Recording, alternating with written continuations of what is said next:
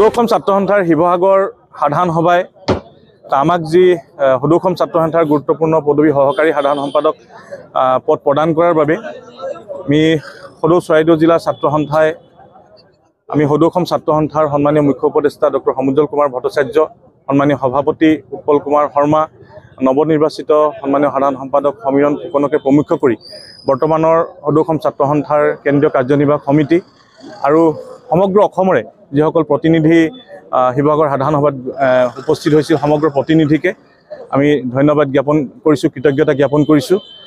আৰু আজি মৰাণ অঞ্চলৰ ৰাইজে বিভিন্ন দল সংগঠনে যি আমাক মৰম আৰু উৎসাহ প্ৰদান কৰিছে আৰু এই মৰম আৰু উৎসাহক আমি প্ৰেৰণা হিচাপে লৈ সাহস হিচাপে লৈ অনাগত দিনত সদৌ ছাত্ৰ সন্থাৰ যি আমাক দায়িত্ব প্ৰদান কৰাইছে সেই দায়িত্ব আমি পালন কৰিম বুলি আমি প্ৰতিশ্ৰুতিবদ্ধ হৈছোঁ আৰু আমি ৰাইজৰ অভিভাৱকত্ব কামনা কৰিছোঁ।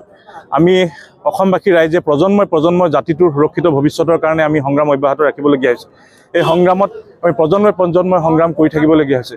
গতিকে আমি মৰাণবাসী ৰাইজৰ এই সময়খিনিতে মৰাণবাসী ৰাইজৰ আমি অভিভাৱকত্ব কামনা কৰিছোঁ। অনাগত দিনত মৰাণবাসী ৰাইজৰ আমি সহযোগিতা কামনা কৰিছোঁ।